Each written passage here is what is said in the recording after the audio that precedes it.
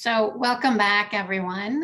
I hope that you were feeling really inspired by the panel that we just heard from before the break, because next we are going to learn more about the inclusive teaching framework. And through discussion and activities, we're going to begin to apply what we are learning to our own courses. Leading us in this endeavor today are Kris Gorman, Education Program Specialist at the Center for Educational Innovation, and Jessica Chung, Curriculum and Instruction Coordinator from Leadership Education and Development. Welcome, Kris and Jessica. First of all, welcome. Thank you. It is great to be here. I got to sit in on the panel that was part of the last session, and wow, what a lot of really thoughtful and thought-provoking and cup-filling words of wisdom. And so I'm privileged to be here with Jessica as soon as her Zoom behaves itself. And I just want to first acknowledge that this workshop draws on materials that have been developed by a range of CEI colleagues, past and present, including Anita Gonzalez, Claire Forsty, and Jeff Shee, along with Jessica and I, who are presenting today. What I also want to acknowledge is that I invite you to take a moment or two now. We're going to ask you to engage in some small group conversations throughout our time together. And so I invite you to take a minute or two to do whatever you need to do that can help you to really engage and focus during our time together. And I also want to acknowledge that there may be reasons why that's difficult right now. And so we just ask for you to engage in the best way that you can, given whatever is going on. If pets, kids, plants, whatever it is, make appearances during this, we welcome them. And also, if it is more stressful for you to try to engage while managing all of those things, I'd ask that we respect that amongst each other, and also just know that there's no judgment from us about what is complicating our work and personal lives at the moment. And then finally, as a way to start, I want to make sure that we acknowledge that we are located on the traditional, ancestral, and contemporary lands of the Dakota people. And this land that we're on has complicated and layered history, including treaties broken by the US government that have enabled both Jessica and I and our families to be in this place and at this institution. And we invite you to consider the land that you're on right now and the confluence of legacies that bring you to where you stand. I'll put a link in the chat if you're interested in learning more about land acknowledgements and how you might incorporate them into your work. And I also offer this land acknowledgement, knowing that land acknowledgements are not enough, and that land acknowledgements are meaningful when they go beyond acknowledgement and into action. And so as we're working together today, one of the groups or particular groups of people you may consider as you're thinking about your teaching are your Native and Indigenous people who are part of your courses and class. And then finally, we have a resource folder for today's session. It includes slides and other such things. So if from an accessibility standpoint, it's helpful to have access to those slides as we work through today. You'll find them in that folder that's in the chat. All right, and as we get started, we are many months, years into Zoom now. So sometimes these slides feel a little bit maybe from a prior time, but I think it's still important. We invite you to ask questions during the chat. You can open up that chat panel by clicking on the top or the bottom of your screen. If for any reason the chat's not accessible to you, that is not a problem. Please just raise your hand or unmute yourself, and we'll be happy to call on you or acknowledge you in that way. And then similarly, if our slides are looking weird or cut off, hit that escape button and select fit to window. And then finally, if you are able and comfortable, we would love to see your face and nods and confused expressions and or whatever. It's always a joy to see your faces. And I also, as I mentioned before, understand the current circumstances that that's not necessarily comfortable for all. All right. Jessica, anything you want to say as we get started? Yeah, I think there's just so many ways that we can engage with the work, and it's hard when there's so many things going on and trying to, whether it's questions in the chat or just adding the things that you are all doing that are related to the topic. Definitely feel free to do that, and we'll kind of stop and acknowledge what's going on in the chat as we are going through the presentation as well. So this is really for whatever will be meaningful for you in the room here, and so we're very happy to pause, meander, depending on what the need is. Thank you for that. And our goals for today are to introduce a framework for approaching inclusive teaching. And we hope to provide you with that big picture view of inclusive teaching, whereby you can recognize the dynamic ways that the various aspects of your teaching and course design interact to create a course that's more or less inclusive.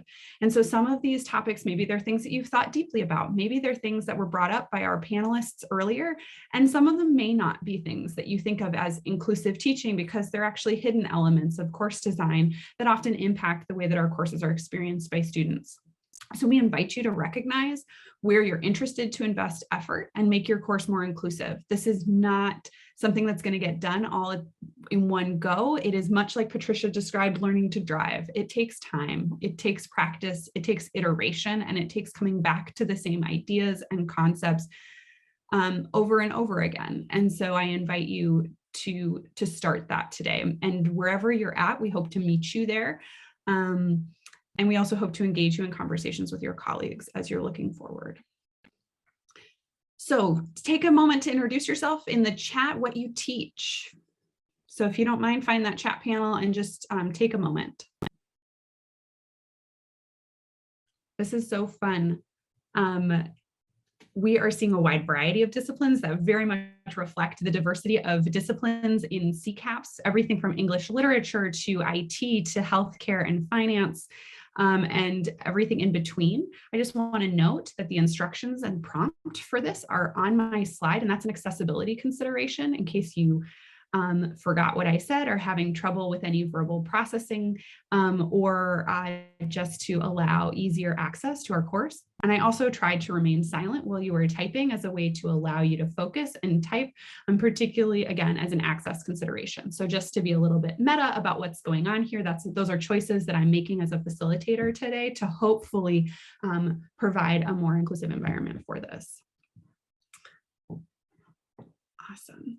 I'm really excited to be here with you. My background is as a cognitive psychologist. Jessica has a background in both student development and leadership, and so we bring all of those to bear today. Our time, for the rest of our time together, we're going to finish up some frame up, and then we're going to talk through classroom climate. We will offer a 5-minute stretch break in the middle. This has been a long afternoon. And then we'll talk a little bit about pedagogy and pedagogical decisions, along with course content and wrap up. As we're discussing things today, I just want to set a few agreements. I invite you to ask curious questions of each other. I invite you to embrace discomfort. There may be ideas or challenging ways of doing that maybe challenge or are in conflict with your disciplinary norms, your assumption of what good teaching is, or perhaps even practices that you've been doing, which you now see through a new lens. That's kind of part of the process, and that it can often invite discomfort. You also might get feedback that is challenging, and I invite you to embrace that while asking questions to understand. Let's assume positive intent, but also acknowledge that there's impact of the things that we say and the contributions that we make. So I invite you to be in community with one another, with that emphasis, as Patricia and Francis were saying, with love and care. I also want to say that we can share our learning, but let's keep the conversations private. And I also invite you to monitor your own contributions. For some of us, that might mean leaning into this conversation, speaking up, and for others like myself, it means listening before I speak. And then finally, we're not going to come to right or final answers. There's a lot of gray area, right? And so we're not aiming for perfection. It's not that there is one way or one path that is to a perfectly inclusive class, but rather we are seeking better, and we are seeking iteratively improving. Okay, so I want to return to our pre-flexion around inclusive teaching. And hopefully Jessica can toss that link in the chat. It's up, it's there. I'm looking at this Jamboard, and I just want to say that there are so many great ideas here. For many of you, as you think about inclusive teaching, it's about thinking about the needs of all your students and their disparate needs and their differential needs and perhaps their changing needs. Also, there's something here in your comments about feeling valued, that students be seen and feel being seen and valued and for their contributions. And then there's also a lot of ideas here about checking ourselves, a willingness to do things different, a willingness to give up authority, perhaps choosing new curriculum that reflects diversity within our fields and our disciplines. And then also keeping approaches that focus on our student learning rather than the content that we're teaching. And I think this is all kind of what it's about, right, y'all? So I'll give you a full sentence definition that I think encompasses actually many of your ideas. Inclusive learning and teaching in higher education refers to the ways in which pedagogy, curricula, and assessment are designed to engage students in learning that is meaningful, relevant, and accessible to all. And I like this description because it's very encompassing and it's relatively short. It also has that challenge that Francis brought up in that it says to all, and sometimes that all loses some specificity that's really useful when we think about our teaching. So I'll bring in this one from the University of Washington, which again says that inclusive teaching refers to pedagogical practices that support meaningful and accessible learning for students. And then this one starts to call out some of the identities that we may want to be conscious of as we're aiming to do that for students of all races, ethnicities, genders, socioeconomic classes, sexualities, disability, ability statuses, religions, nationalities, ages, and military statuses. And one of the things that I like about this, which is also echoed in the comments on our preflection, is that teaching inclusively means leveraging the diverse strengths of students and instructors that students and instructors bring to the learning environment, as well as recognizing systems of power and privilege that may play out in the classroom. And so I want to just kind of reiterate that inclusive teaching is rooted in the choices that we make, which is rooted in the lenses that we have from our lived experiences and is framed by our own identities. We often sometimes want to remove the human elements of our academic work, but teaching is innately something that we do through our own bodies and our own identities with other human beings who have their own experiences. And so that interplay is kind of how do we reach this goal through those lenses.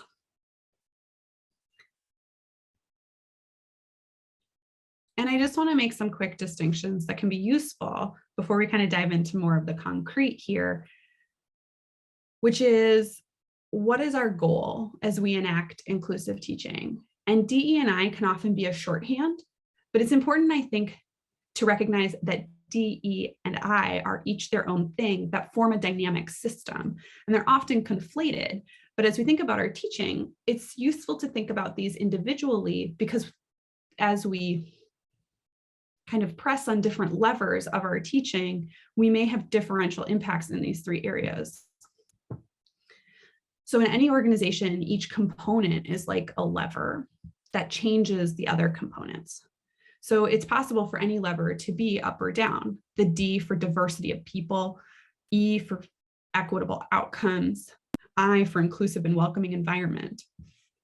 So in our teaching, we might have a diversity of students or instructors, but we don't have equitable learning outcomes for all students. Or perhaps we have equitable learning outcomes, but students are not experiencing an inclusive or welcoming environment in the classroom or learning environment. And so all of these things can be up or down, and changes can dynamically impact one another. So invite, as you think about what your goal is, to be thinking about these as individual and yet complementary ideas.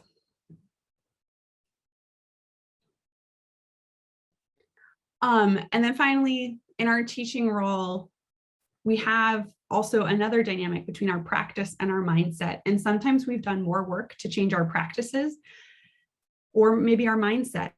And depending on where you're at right now, you might be ready to maybe change your mindset, but your practices aren't changing, or perhaps your practices are changing and that's changing your mindset, or vice versa. And so I just want to offer too that both of these things work together, and they're not entirely independent, but they're also not entirely interlinked. We can have great intent and still be employing practices which are experienced differentially and perhaps exacerbating marginalization from students.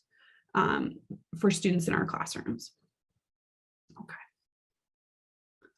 Questions, thoughts so far? Pushback. I also welcome pushback because that's, I think, a really important place to be too.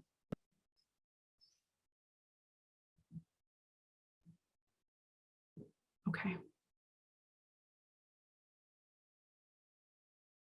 Okay. Shockingly, we're on time. This never happens. Can we all just like give a laugh? Like it must be some miracle that's like canceling out the fact that my kids are both going to be home next week. So inclusive teaching, we're going to talk about as having 3 components, and we're going to dive into each of these with the rest of our time together. One is around climate, the climate of the classroom. Pedagogy, the choices that we make about our teaching and assessment approaches, and then the content, the types of material, examples, et cetera, that we provide. And for each of these, I would suggest a goal. So the climate, we want to create a welcoming space given differential experiences of classroom climate. In our pedagogy, we want to diversify our teaching approaches and assessment approaches.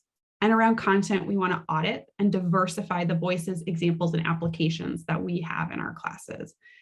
And this basic framework that CEI has been working with in our programming was developed in collaboration with Catherine Squire, who was a professor of communication studies and now is, I believe, the interim dean over in the Humphrey School.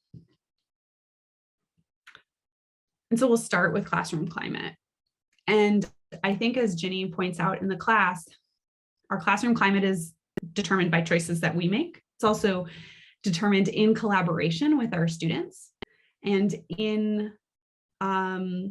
so it's a relational dance between all of us to create a classroom climate where hopefully students feel welcome and respected.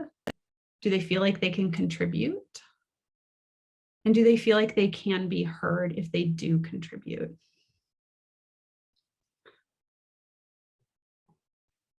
And classroom climate isn't all positive or all negative or experienced all the same. And it's shaped both, as I mentioned with Ginny, by student-instructor interactions and also by student-student interactions, which isn't to say that we shouldn't have student-student interactions, by the way, because those are exactly what can contribute to a positive course climate. It also means that if you know that this is a challenging dynamic in your class, that it may take some more framing and coaching around with your students as you're considering how to move forward. So I want to present this model about classroom climate. And this is from research tied to the queer community. And while it isn't always appropriate to translate research from one population to the general population or from one population to another, we think this one has universal applicability and feel comfortable applying it more broadly. And in this particular set of research done by Desura and Church, they outlined that classroom climate can vary along a continuum from explicitly marginalizing. These are environments that are overtly hostile, discriminatory, or unwelcoming, all the way to explicitly centralizing, which are obvious and planned attempts to include a variety of perspectives. And what's interesting in their research is that most instructors believe their course climate to be on the centralizing side, and most students, most queer students in this particular study, found the classroom to be implicitly marginalizing. And so I'll give you an example, right? You could imagine a computer science class. And let's imagine that they're talking about or being asked to design some sort of dating app.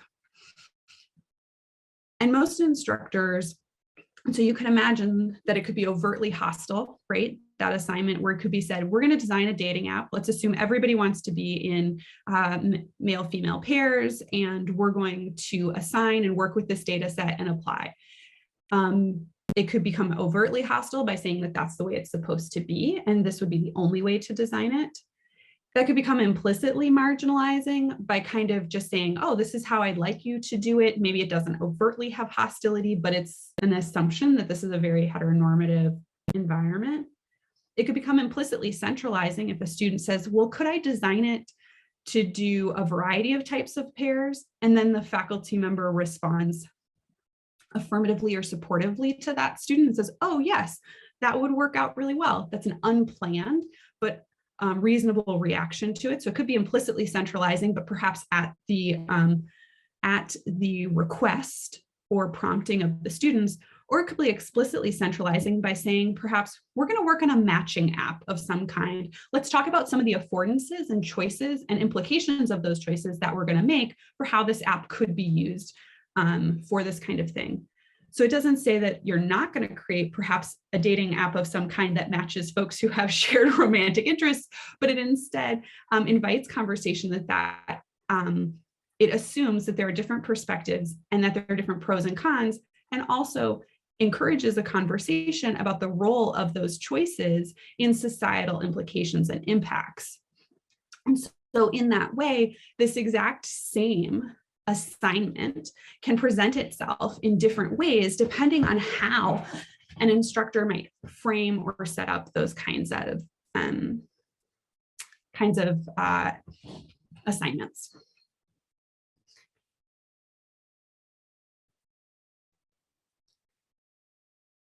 And so what kind of teaching behaviors can negatively impact climate?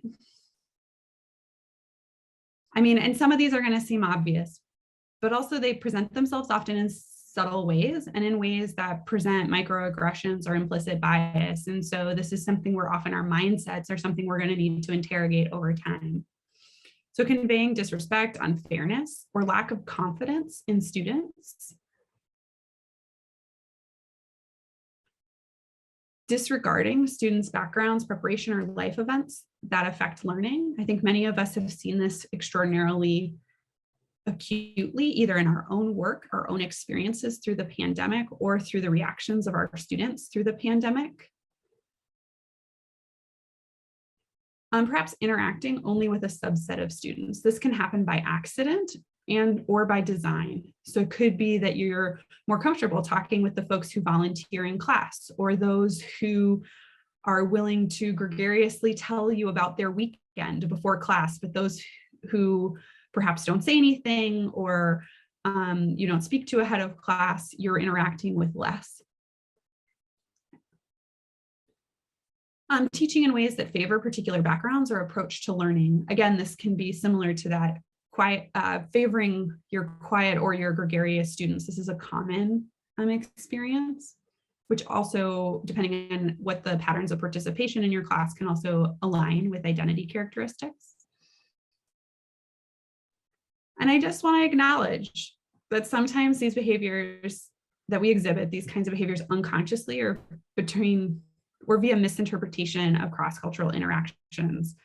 So I often invite critical interpretation of what's going on in your class, and we're going to do some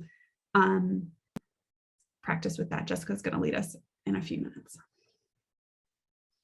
And I also want to acknowledge that our classrooms are not experienced the same by students of different identities. So, for example, I'll say something that should not be controversial, but is just a statement of fact, which is the U of M is a predominantly white institution. And so white students generally perceive our predominantly white campus as more open and welcoming, whereas students of color perceive predominantly white campuses climates to be more chilly, unwelcoming, or hostile. And I'll invite you to kind of look through these slides more carefully at another time, but I just want to bring up a couple of the race stressors for Black and Latinx students, just as a way to highlight the ways in which they experience classroom climate differently in many of our institutions. So for example, Black undergrads in research by Griffith et al. From 2019 often interpret that their white classmates or instructors think they're intellectually inferior, have lower expectations. They often, there's often assumptions that all Black students are the same. They're a monolithic singular type. They experience being last to be called on. They experience surprise from maybe their peers or instructors that they're smart or well-spoken. And then there's, of course, intentional, also blatant discrimination that some of these students experience that's not experienced by their white peers.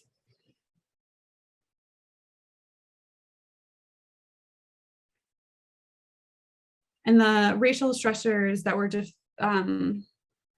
were described by Ruvalcaba in 2020 are very similar, except with some distinct differences for Latinx students, that while they also are feeling that they're being underestimated, they also have a stronger sense that they're out of place and that folks question their legitimacy of being there or assume that they're not, that they're foreign,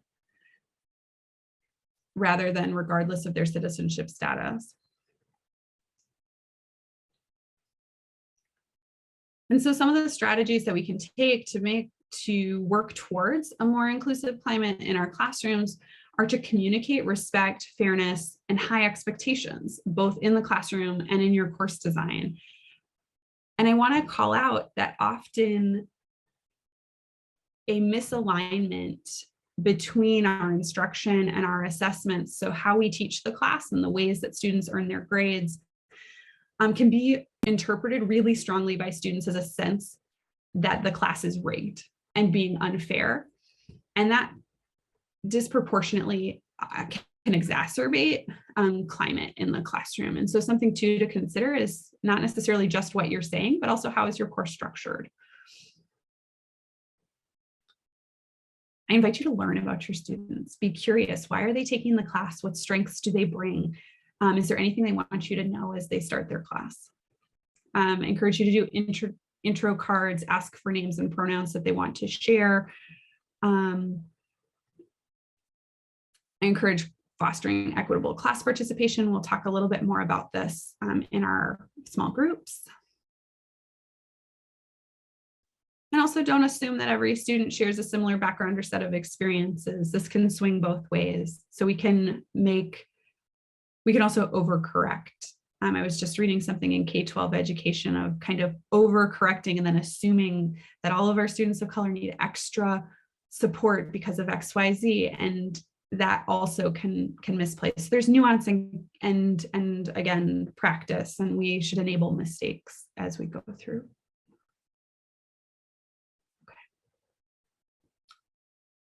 I want to get us into small groups, so I'm going to turn it over to Jessica, and then we'll kind of field some more general questions as we go into that part. So go ahead, Jessica.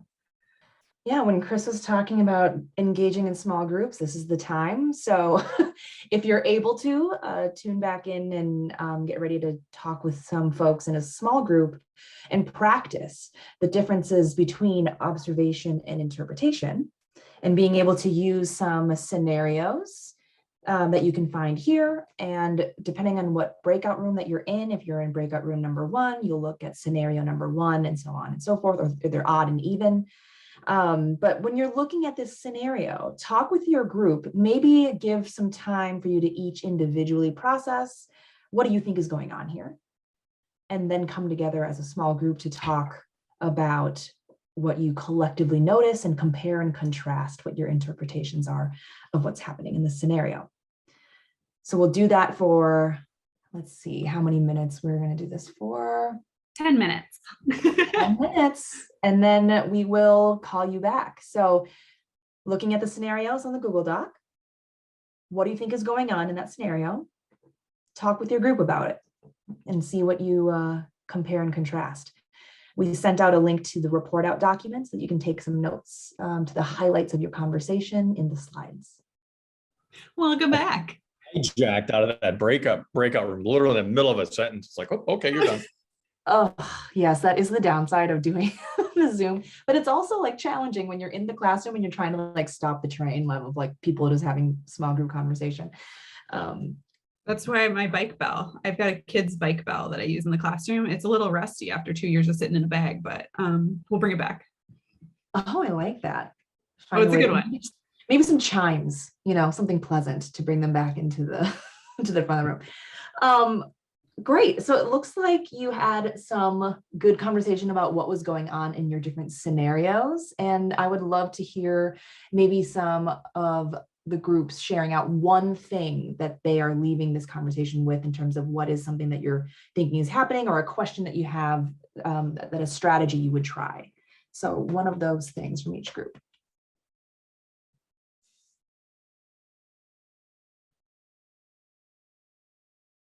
Someone from No one likes a pause. Oh, go ahead.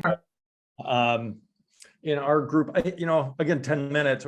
Actually, our remark is this couldn't have been more than 5 minutes. So in our 5 minutes, it presented as 10. We got as far as sort of identifying maybe some challenges in the classroom that aligned maybe, I would say, to culture or something. And then a couple of the instructors volunteered some ideas on how they, try to draw people out. I think that's a fair summation. I'm encapsulating someone else's words, so jump in if I didn't.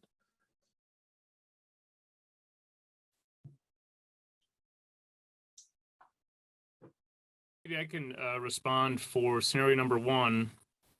Our group talked about the scenario and felt like there's a certain amount of group dynamic that can occur with any mix of people. But if there's a sensitive topic that has some association with identity, changing that group dynamic, say breaking things into smaller groups might work. But if you have an identity issue, approaching it differently and maybe saying if there's if nobody's responding, to change the context, and maybe say if it's a women's topic, maybe you'd ask the question, well, how would your mother respond to this? Or how would, kind of tapping into different perspectives that you might have relating to that identity. Are there other suggestions for how folks might turn a conversation? So to invite additional or alternate perspectives?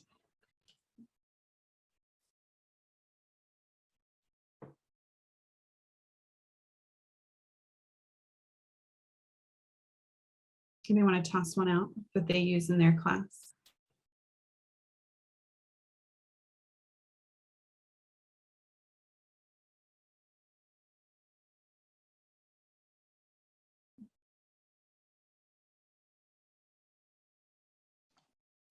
Hi, I'm Ginny. I just thought I would share one thing. I can't take credit for this. I did a different inclusivity training.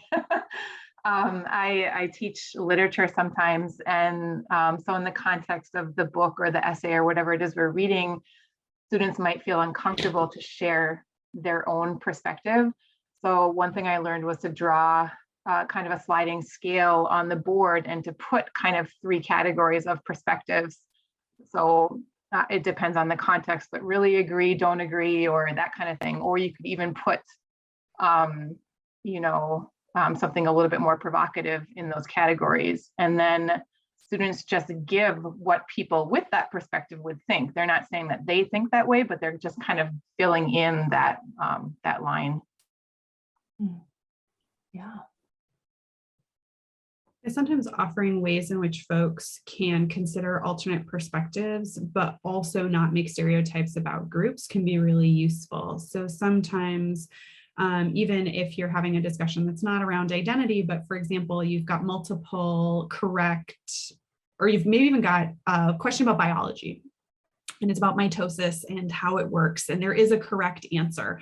But before you reveal maybe what the correct answer is, you say, why might a reasonable person think that mitosis works in XYZ way? Right now, you've already endorsed that whatever they're about to say is reasonable, because you've said that there is a reasonable explanation. It means someone who doesn't, who holds that misconception can explain it to the class with credibility, because you've asked for the explanation of the incorrect answer. I mean, it is in fact, right, it might reflect a misconception, but in a class where maybe there's multiple perspectives, that's another way to bring it out, which is, now let's imagine this scenario from an opposite perspective. We could imagine that someone would hold this belief. What might be reasonable reasons or assumptions that someone might hold, which would lead them to believe that, right? That allows someone to, again, step into that other perspective, or what might some other perspectives be on this that might reflect different experiences, or how might someone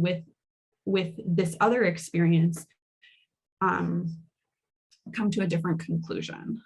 Mm-hmm. Jessica, do you have prompts that you use in your teaching? Well, I mean, it's complex when I think about how I would intervene in this, because it does matter what your topic is, and it does matter like the history of the participation of the student. And if they've never really participated before, and now this topic has them fired up, you'd feel kind of bad for like trying to, silence them a little bit. So that kind of informs the approach. And then there's also like how other people are reacting to it, and you want to balance that in the room. And I think one of the opportunities you could use is, Jamie obviously has a lot of things to say, and asking what is a question that maybe we should talk about, like using Jamie's frame perspective and asking them to provide a question for the group, and using their voice that way as a way to turn it back to the group in a different way. Something where, again, if it's touchy, if people don't have strong relationships, to be able to share things that they feel wouldn't be judged by the other people in the room. Ben knows this. We all like to have pieces of paper where people write down maybe what it is that they're thinking, crumple it up, throw it in the middle, or throw it around the room, and you pick up a different person's piece of paper and you read it out loud. And there's a little bit of that anonymity there, and you can raise some of the real thoughts around the room without there being connected to a person. Yes. Just have all be the same color paper, Ben's adding in the chat. Yeah, otherwise you kind of know that one person with the yellow piece of paper that threw the thing on the floor. But yeah, it's a little complicated, but having a couple things in your back pocket might be able to shift the energy in a room, and giving people the moment to pause, maybe free write, is also another thing that I like to do, is like, okay, pause, check in with yourself, especially if it's a hot topic. What are you feeling right now? What are the thoughts on your mind? And being able to step back allows people a moment just to collect themselves, formulate a thought or formulate a question, and then get back into the conversation about how you want to proceed. So that's some of the stuff that I tend to think about. And some of it, I think this was in one of the slides too, is how you set it up, right? So the question too is, do you have a situation in your classroom where you always ask for volunteers, and the person who raises their hand first or says the first thing is the person who gets to talk? Instead, do you want to set up a situation where you say, I'm going to wait for 4 hands and then I'll choose someone? Or you set up a queue that you can work through? Or do you want some sense, okay, first talk in pairs, and I'm going to call on a group to share the questions that arose, right? So there's some accountability and some sharing of the participation. Typically, fastest finger sorts of call strategies tend to result in your most confident, comfortable, and those who are experiencing the class climate most positively to feel comfortable responding first, or your most extroverted students. So I can also make students unsure of whether or not they want to respond. That, and then it kind of leads into the scenario number 2, where you see students working individually, but maybe not sharing out loud. And it's exactly what we did at the beginning of this workshop, which is the Jamboard. And that is an opportunity where everybody can share their thoughts without fighting each other for space audibly. We are doing this report out as well with the small groups. And that is another tool where you can go in and say, hey, I would love to hear more about what group 2 had to say about it might be a cultural thing. And then it's not necessarily based on fast finger, but it's based on maybe content or the curiosity of people in the room, where other people can go through the slides and ask questions about what they're seeing, look at the Jamboard, ask questions about, what they're agreeing with, what they're disagreeing with.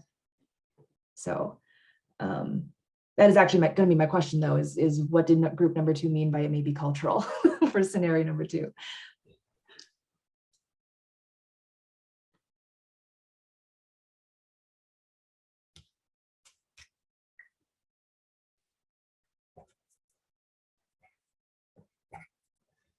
And if you weren't in an even group, the scenario is it's early in the semester. During class, you often have students work on problems individually, then call for volunteers. You notice that some students work during the individual work time, but never raise their hand when you solicit volunteers. So what is happening there? And one of the responses in group 2 is that it might be cultural, and I would love to hear more about that response.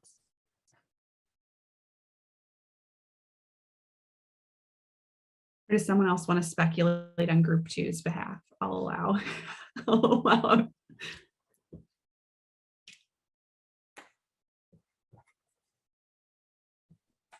I was in group 4, Mhm. so we would have the same problem, or the same scenario. One of the scenarios I threw out to the team was just that, I have some students that I think I probably am repeating myself maybe a little bit, but just culturally where they come from, they're not encouraged to speak out in a group setting, or, if an instructor or a person of authority is speaking, so you don't speak, you stay quiet. And how to draw those people out, how to make it feel safe, and maybe to even challenge themselves a little bit to change some of those perceptions. Our 10-minute timer self-destructed before we really got to discuss it in many details. So maybe you want to kick that out here, but that's kind of the scenario we picked on. I see it a lot in my class because it's so diverse, and I want to always be able to draw people out without making them feel singled out, or certainly not threatened, but I want them to feel safe and encourage them to participate, and that can really be a challenge. Yeah, whenever I have Southeast Asian students in classes, the power distance is so large sometimes that there's a lot of groundwork to cover in order to build enough trust between us that it's like, no, I really do want to hear what you think, and there's not a wrong answer here that you're going to be punished for. And just keeping that in mind as one of the interpretations as to what's going on in the room, because a lot of you have these really, really generous interpretations and open interpretations about what's going on. And maybe it's because we're in a workshop called inclusive teaching, but there's a lot of times where people will look at a scenario like this and be like, well, they're not participating, or they're not engaged, or they're not getting it, right? And those are some of the more common interpretations if we are not coming into the situation with the general assumption that there's more than one way to do this. And as we have been talking about today, trying to expand what those interpretations are is going to be the key in learning how to be an inclusive teacher, creating as inclusive of a space as possible, is that we go into every situation, conversation with what are the different ways this can be done, seen, approached. And I'm constantly learning that lesson over and over again in my life, where it's like, you just thought that everybody did their toilet paper that way. And then you find out that that's not the case, and there's just moments like that all over, and trying to learn from that as much as possible. Hey, Jessica, can I also back us up to Yes. that, also interpreting about whether or not something is a problem or not is also something that you want to be mindful of, and come back to your teaching and learning goals. So why is it that you want students to participate, right? Or to share in that group setting? Is that share so that you have accountability for knowing what they said, but they've already had a robust conversation and maybe it's okay? And if we didn't cut you off at 10 minutes when you really probably needed 20, would they have already gained what they needed to out of that conversation? And if they did, then if there isn't sharing in the large group, is it because I'm uncomfortable or because something didn't happen? Or is in that sharing the goal to exchange multiple ways of thinking about it? And so that lack of participation is actually harming what's going on in the class. And I think that for most of us, based on what you described in your pre-flexion, you value different perspectives, different student experiences. And so this would be something you perhaps want to define as a problem, but you also might define the problem as, do I need overt verbal participation, or could I go around to those groups and say, hey, I really like this idea. When I call for sharing, could you please share this? Or other modes like this, where we can validate or kind of uplift perspectives in other modes. Looks like Frances has some ideas too, so I'm going to turn to you next. Just a comment. I resonate with, having them like being in a group and having them chat within themselves and then having them come and contribute. In our group number 4, we talked about when they're doing a group presentation, every single group member participates. So it's kind of like having that support or that cushion, if you would, of safety, of security, that they can contribute and they're not going to feel perhaps singled out or pointed out. But I'm thinking as you're talking, Kris and Jessica, I'm thinking of perhaps we as professionals who have been out there in the real world for many years, we're accustomed to doing things a certain way. The younger generation that we are teaching are accustomed to doing things a different way. And it's usually this, right? And not talking and not, having that face-to-face interaction, especially when you're talking to an older individual or a professional. And I think that's something also to take into consideration when we're addressing the inclusivity issue, amongst the different cultures that we serve. Because in our group, we're talking, it's not just the diverse students that don't raise their hand to participate, it's also the white students that don't raise their hand and participate, right? So just a thought. Yeah. Yes. And if there's any opportunity for you to think about how can I stop expecting myself from other people, just because there's a technique that works for you doesn't mean that it'll work for everybody. And again, we're just getting started in expanding what our interpretations are of these scenarios. And it's an opportunity to think about, how were you socialized in K-12 and in college? What were the examples that you saw of behavior that was rewarded or punished? Sometimes we take those things on without even realizing it and hold on to those because maybe we never questioned whether that was a helpful tactic or not, or that there's other ways of doing it.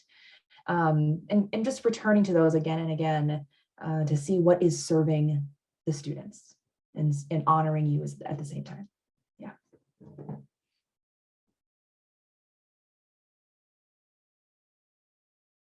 Kris, are we gonna? Yeah, so we're about to turn to our 5-minute break. And what I want to do too is just mention this, that as you're going through your class, it's a great idea to generally, especially if you have a particularly discussion-based class, to be gauging your classroom experience throughout the semester. So we would encourage you to do this at least once during the semester, either generally or specific with a mid-course check-in. What's working? What could work better? Again, especially if you yourself hold a marginalized identity, it's better to ask these in the frame of what's working to help you learn rather than what do you like about this class. It invites more productive and constructive feedback for you and helps you actually manage any of that implicit bias that is just there in the water. Yeah, Go ahead, Jessica. Yeah. Oh, I was going to say, and like how we are interpreting what's going on is different than how the students might be interpreting what's going on, also depending on what their experience is. So it's like Kris was saying, it is a huge dance. And education for a long time was, it's of the mind, when in honor of Bell Hooks, who recently passed, talking about teaching as an embodied experience that does connect the head, the heart, and your body, and that you're teaching through your body, whether you like it or not, and to keep that in mind as not only as the teacher, but also as looking around at the students as learners as well, and how they're teaching through their body as well. And a really helpful technique too for checking in on that can be the critical incident questionnaire, which is from a fellow Twin Cities colleague, not at the University of Minnesota, but at St. Thomas, Stephen Brookfield. And he's got a really great website about it, but it's a way in which to ask questions like, what made you most engaged during class today? What made you feel most distanced? What felt most affirming or helpful during class today? And especially following particularly discussion-based class, or maybe it's something that you do on a regular basis with a different mix of questions each time. And so sometimes these can be really nice closeouts to questions that also give you formative feedback about how your classroom is being experienced by students. So I'm gonna hold it there, and then we're gonna just take 5 minutes. I invite you to stretch, take care of yourself, do what you need to do, and we'll see you back at 3:10.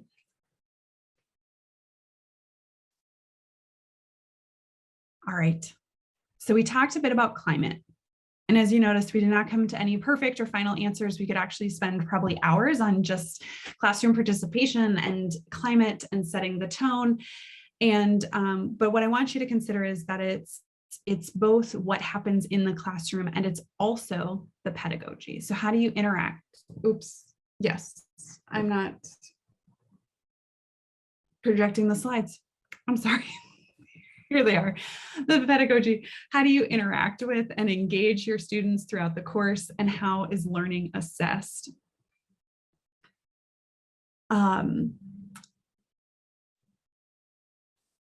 So what I want us to think about is the ways in which, just like climate, pedagogy isn't limited to face-to-face time. So there are many considerations for what your students do in and out of class, and even considerations for what happened prior to your class, like the prereqs. And so we're mostly going to focus on assessments today with some discussion of activities, but also it's worth considering about your learning objectives and course policies, which we're not going to discuss, but I want to put in a question for you to ponder and consider, which is, how transparent are you with your students? Do you have explicit goals and expectations listed in your syllabi? Do any of those goals or expectations have to do with their skills or knowledge as it relates to the diversity or inclusion of their colleagues, or teamwork skills, or communication, or understanding varied perspectives? It's really hard to sometimes make some of these changes if you don't have explicit goals towards that relate to your course. So in designing activities, there are a bunch of considerations for creating inclusive class activities.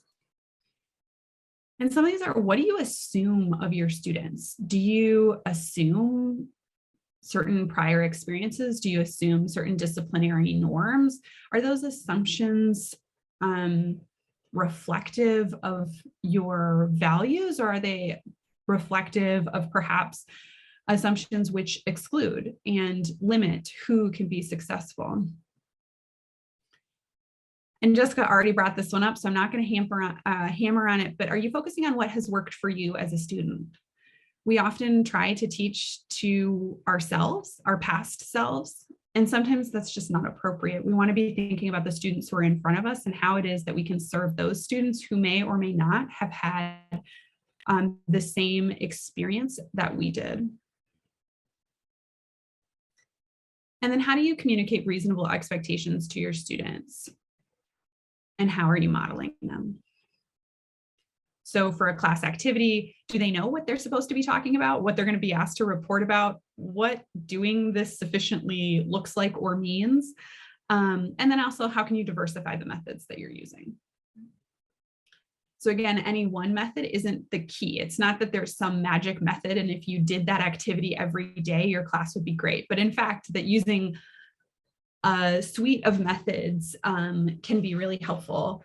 Although the idea that students have a particular learning style that if you teach to it, it will work for them, that idea is debunked. I'm not going to go into it, but one of the things that is helpful about learning styles that although the underlying science isn't there, it often encourages folks to think about presenting or engaging with students in multiple ways. And I think that idea is worth holding on to, although having a perfect match between one's purported learning style and your teaching style is not shown to show that same benefit. And so the big idea with activities that I want to encourage is to diversify those, like I mentioned. And so if it's all lecture, this doesn't create opportunities for students to bring in different experiences or to easily connect the content to their lives. And similarly, it often communicates to students that they should just be able to get the material without questioning you or working to make their own meaning. So if you're trying to share or invite multiple perspectives, using a wide variety of activities like those that might be listed here as activities could be an option. This one's general to teaching and learning. It lists anything from kind of large group discussions, peer review, to jigsaws and active review sessions. You can go to a whole session on these from our center, but I encourage you to think about different ways to engage. And it's not merely doing the activities that makes a classroom inclusive, but it creates a context in which there are opportunities for students to get support, develop relationships with their peers, develop a relationship with you, and feel that sense of belonging and value that can really contribute positively and seek to disrupt other assumptions they may have of you when they walk into the classroom. So if you're curious about more of this, I encourage you to engage with some of CEI's other sessions. What we really want to talk about for the bulk of this pedagogy session is about assessments. And I'm going to turn to Jessica to share a little bit to get us kicking off and thinking about our assessments and thinking about our activities as ways and opportunities for different people to share their competencies and skills. Yeah, I think as the theme of this is always expansion of what we're looking for in terms of how people can contribute and demonstrate their competency. And that depends on your field. So of course that is going to look different, but to revisit the tenets of your field and think about, okay, what would it take to be a good scientist? What would it take to be a good, writer or whatever? And so going back to those things and then finding all the different ways that can contribute to showing that they are on their way to becoming a good blank, and finding different opportunities for differences to emerge in terms of what their skills are, their gifts are, and what their knowledge bases are. And I was looking at that list of different activities that you can do. And even if there's something that's like highly engaging, I read this somewhere where the worst teaching method is the one that you use consistently, like over and over and over again. So to shake things up a little bit, because you were saying teaching style or learning styles is a debunked thing. I know that people have a lot of issues with the Myers-Briggs type indicator, but that's also a different way, a framework for me to use to help me differentiate the ways that I approach assessment and ways of knowing, because each of those types is described as processing the world differently. And using that as a framework helps me get out of my own head about what demonstrating knowledge looks like. Like I like to talk in small group, and shifting away to some other things. So in our assignments, these are structures that we can shape actively to give space for these different forms of processing. And we've hit a couple of them already, but there are, questions that we asked you beforehand. So giving you some time to process those things and adding that to a Jamboard or a Google Doc that everybody can access. And then using that as the base of the conversation. So we've already done that. Mixing up the sizes of groups for debriefs, whether it's a pair or doing it as a small group to create that sense of comfort and privacy for people. Last semester, I played around with this experiment where day one, they had to read a reading. And then day two, they had to come in exploring maybe current events or other examples of what that reading was talking about in order to have real life connection to what this concept was. So sometimes people can go from the class topic to current events or real life examples. Other people would prefer to go from real life examples, then connect to the class concepts. So coming in from different pathways and doorways gives people different opportunity to engage and offer their insight. Then, as someone already had said on the panel, offering different ways to submit their work. It is a little bit more work, but for our assignments, we opened it up to students being able to submit in whatever format they felt best communicated the assignment prompts. As long as you answered and addressed these questions, how you do it is up to you, whatever will communicate it the best. So the things that we've gotten in the past have been, of course, the typical paper. People have also submitted videos of them doing a little presentation about their thing. Other people recorded it podcast style. And seeing some of the creativity come out is pretty cool, because it aligns with how they feel most comfortable expressing some of the knowledge. So again, that is field specific. If that is not something that would work with maybe the conventions of your field, then you find other ways where it's necessary, or you can flex and expand. And so as we kind of turn to assessments, which is what we're going to have you focus on for your next small group, assessments can often be the most important part of courses. And they're certainly the things that students are often most stressed and anxious about. They also communicate to students what skills and knowledge are valued in the course, and perhaps more broadly in your field. So if the assessments are well aligned with the types of values in your field that support and reflect why we need a more diverse field, to speak to Patricia's ideas earlier. I mean, so often, for example, when I work with engineers, they say we want creative problem solvers who ask different types of questions and consider different solutions, right? Well, in order to do that, then we probably need assessments that reflect those values and support and essentially communicate to students that having those skills is what it means to be a strong engineer, that what it means to think like an engineer. And so there are a lot of considerations for classroom assessment. Can you have both formative, those early feedback designed to support students in their learning, and summative assessments that evaluate their progress? How can we lower the stakes for individual assessments? There's been a lot of research, particularly around high stakes exams, that the higher stakes the exams, students who are identified as female in data in the institutional data perform worse on those exams, not in the course, but on exams, the higher stakes they are. There's some theories about the mechanisms behind that, but there is also research that seems to indicate that some of those same patterns may hold for students of color as well. In general, how are assessments aligned with the overall course objectives? So do they understand why you are asking them to do this kind of paper or this kind of project? Do they understand how that's going to make them a better X? If that's not clear and transparent, that can have differential impacts for your students who have capital around in educational spaces.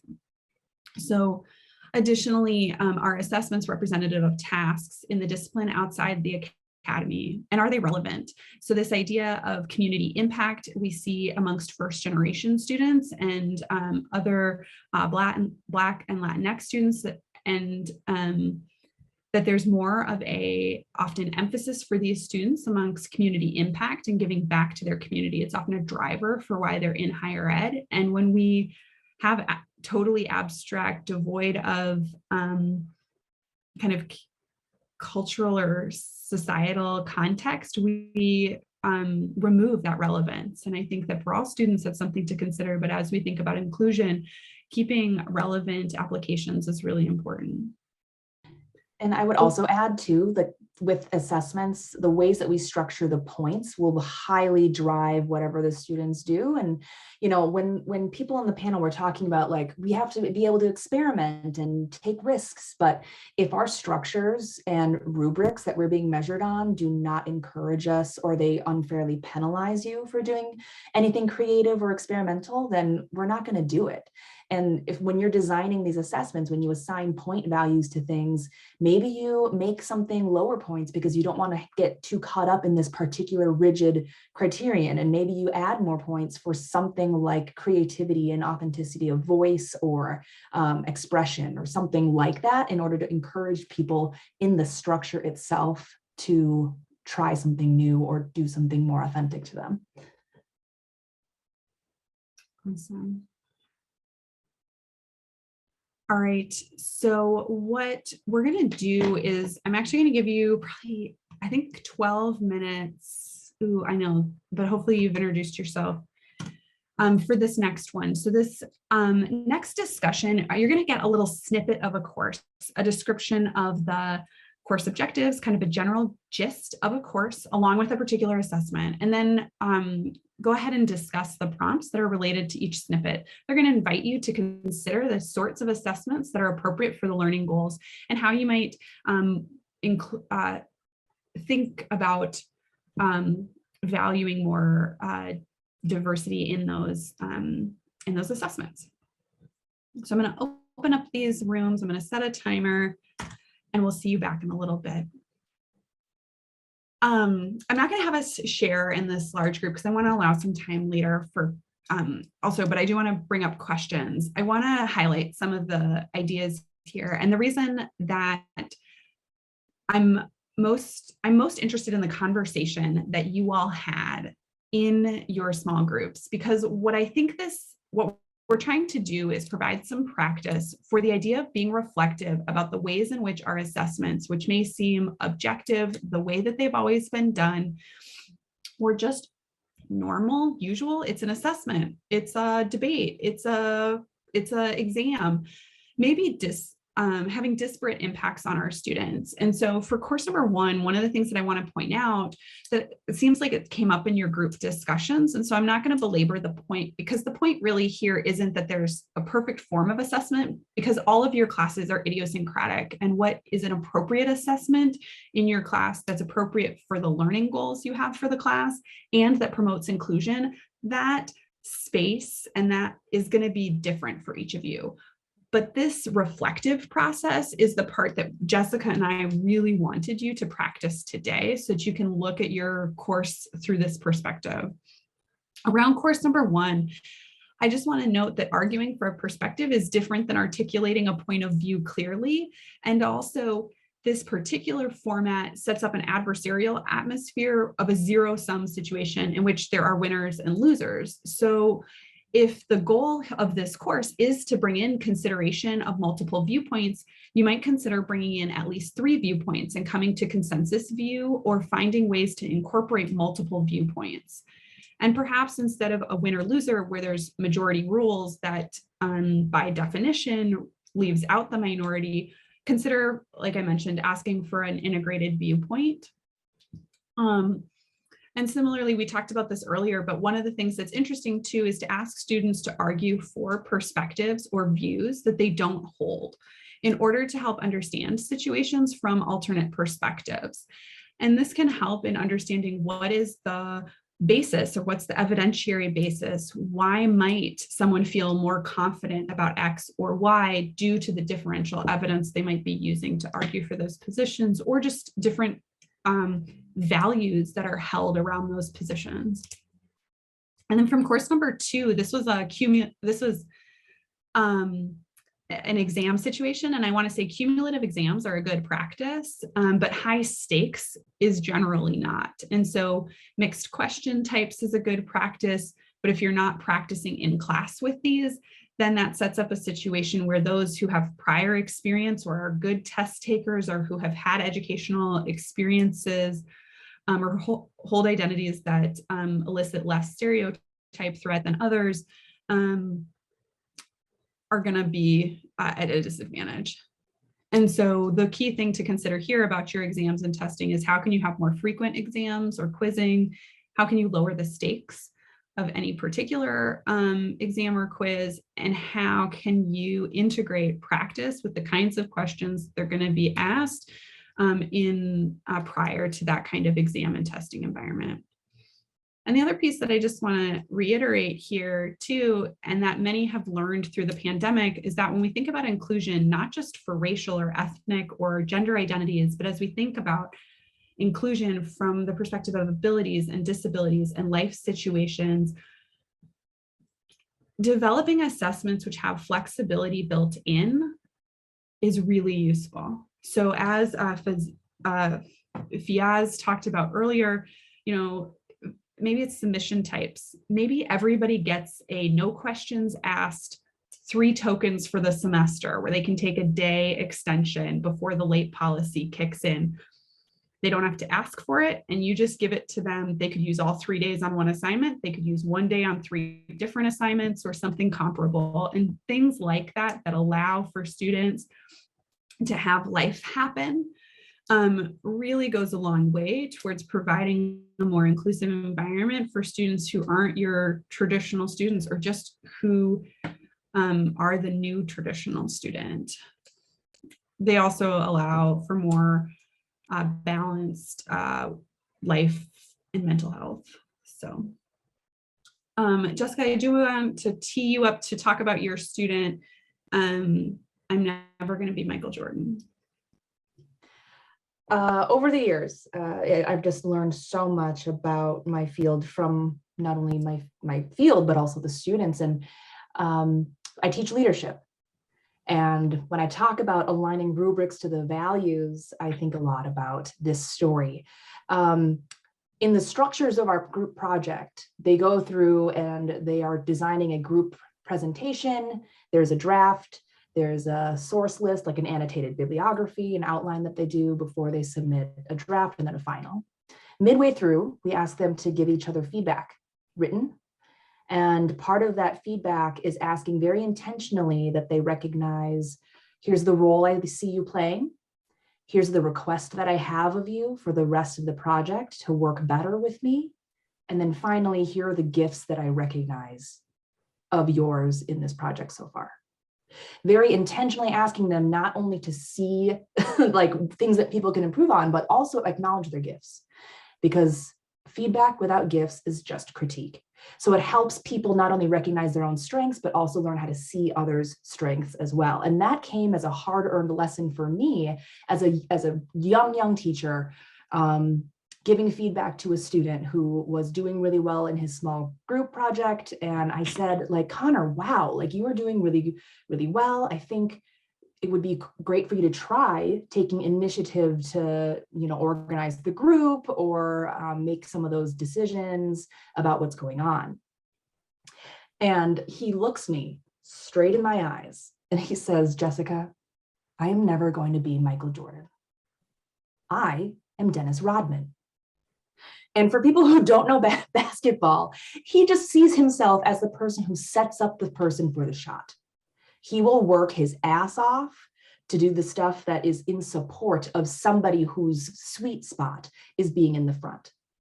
And with that story, I sat there and I realized that I have been measuring leadership and contribution in a very narrow lens that was given to me by, the water that we are swimming in.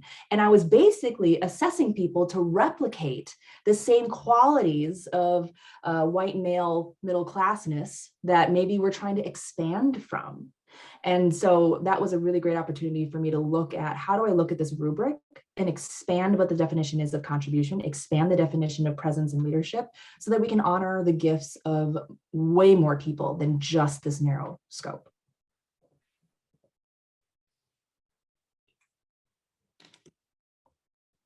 Awesome. Are there any particular questions that folks want to bring up, or kind of challenges that you want to lift up about assessment in particular?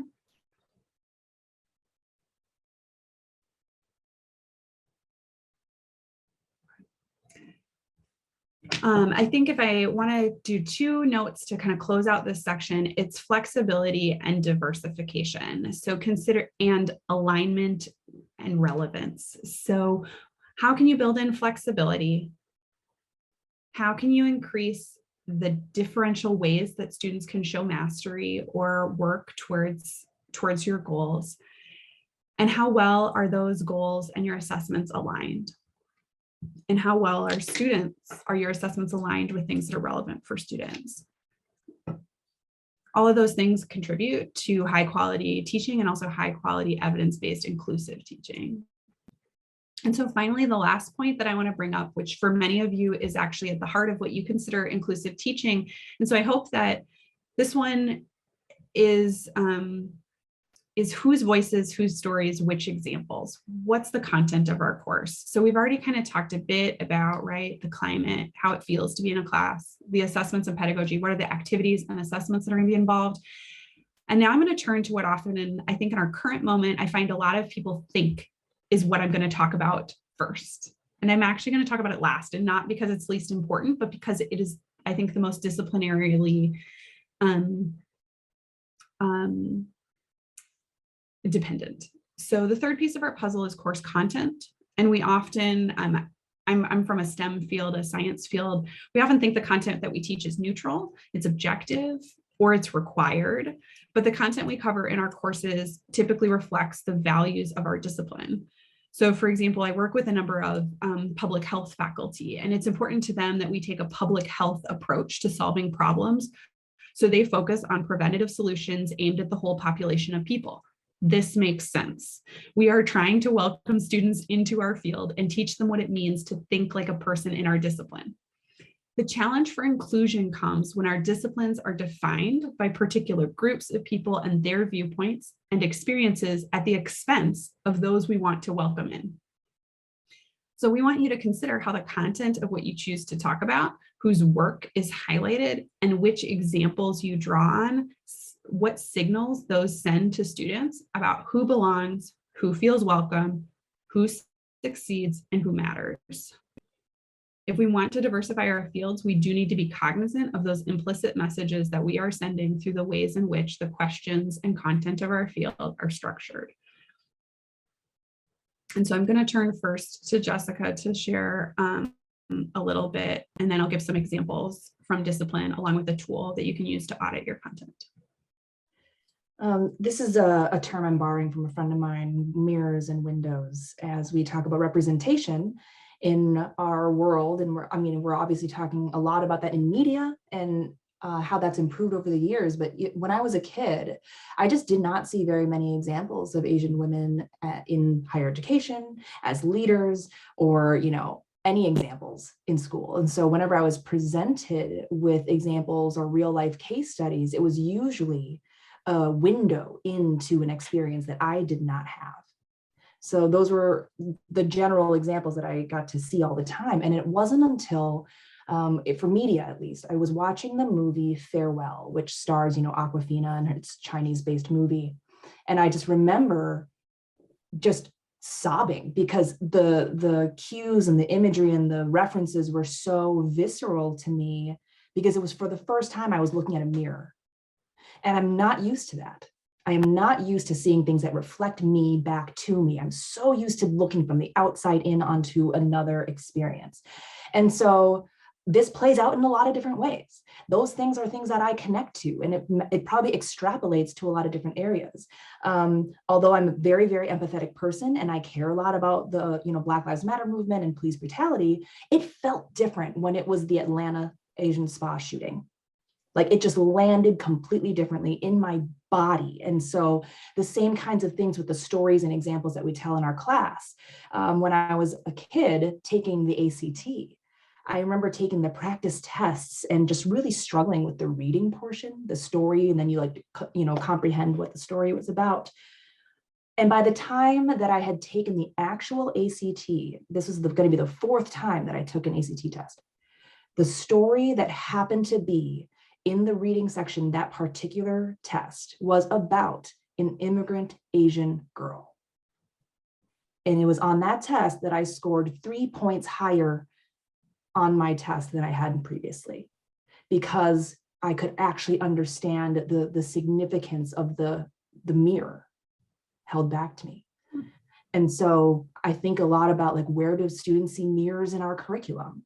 Where are the examples that they might connect better to, that illustrates the points more, that makes them feel like their perspectives matter in the structure of the classes that we're teaching? And how can we be shifting those mirrors and windows so that people have a chance to see themselves? Because it really made a difference for me. What some of those examples might look like, for example, in medical fields, we can think about which diseases and disorders get the most coverage. For example, some curriculum related to genetic disorders spend considerably more time on cystic fibrosis, a disease that impacts people of European descent, more than metabolic disorders, which, like sickle cell anemia, which disproportionately impact African Americans. Similarly, when we talk about the impact of X on people, research is most often done using average people, which doesn't account for different populations or differently sized individuals. And then students don't recognize that the knowledge is centered around folks with dominant or well-studied identities. You know, other examples of this being skin disorders in folks with dark skin, or birth control efficacy in obese folks.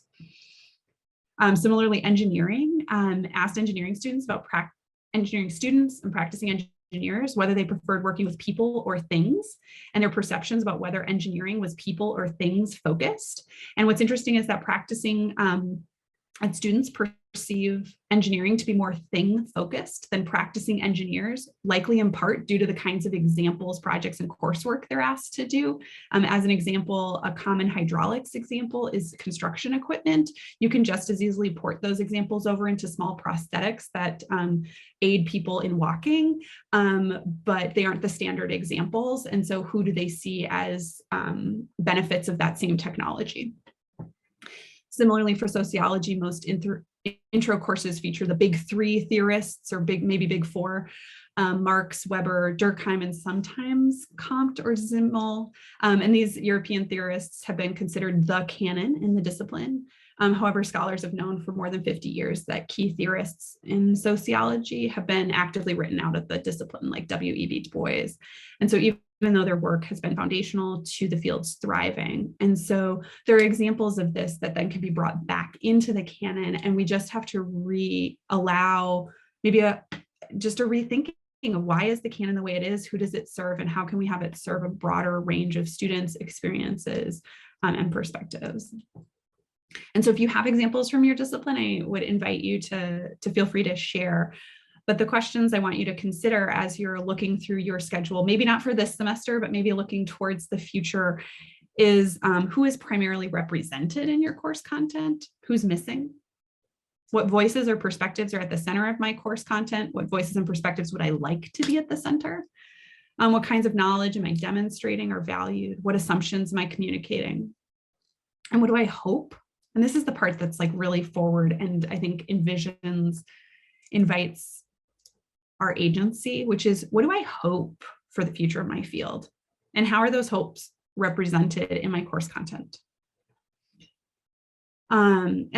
This audit is going to be in the resource folder. And so we invite you to take different passes through your curriculum. You know, look through the readings, maybe the data sets, the images, the lecture content in the first pass. Maybe in some future pass, make a deeper dive into the homework problems, the syllabus language, the major assessments, learning activities. And then maybe later dive even more into things that are really sticky and really hard, like our disciplinary perspectives or the ways of knowing in our discipline, what kinds of questions are allowed and dismissed, and the power dynamics of your discipline. And as you do this, we also encourage you to learn about where these conversations are already happening in your disciplinary context. For example, there's an Understanding Racism in Geoscience project, or Unlearning Racism in Geoscience project called URGE that exists for that discipline, and there's probably one in yours. And so those can be ways to help spread the work or take advantage and give credit to those in your discipline who have been doing this kind of work. And so as next steps, I want to just have everybody take a minute here. And if you really want to, I invite you to write this down in an email and use that schedule send button and send it to yourself in a month. And say, what are one or two changes that you'd like to make in your teaching? Or what are one or two areas you'd like to learn more about? And just take a minute to reflect and write something down. You don't have to share, it's just for you.